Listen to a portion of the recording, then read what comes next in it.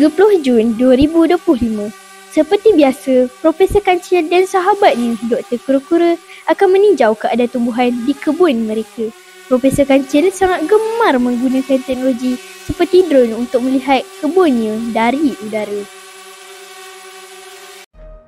Sedang asyik memerhati, Profesor Kancil mendapati ada sesuatu yang tidak kena pada tumbuhan di kebunnya itu.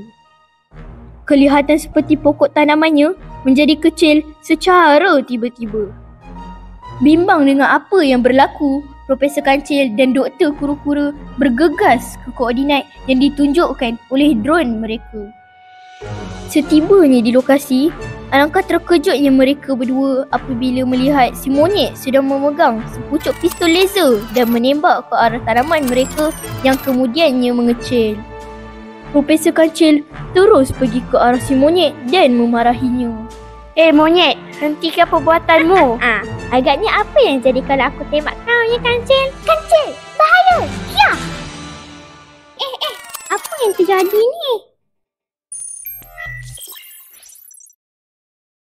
Kenapa pula aku yang tiba-tiba menjadi kecil ni? Tak fahamlah. Itulah monyet. Kalau kau nak tahu, cengkerang aku ni diperbuat dari titanium. Sebab itulah pancaran laser tu dipantul pada kau semula. Oh, macam tu rupanya. Ish. Aku menyesal. Aku dah insaf. Kancil, tolonglah aku. Aku tak mahu jadi kecil sampai bila-bila. Tolonglah. Macam-macam hal lah kau ni monyet. Biar aku tengok dulu pistol laser ni. Mungkin kita boleh terbalikkan kesannya. 3 jam kemudian. Mari kita cuba. Ya, kita berjaya. Okey, giliran kau.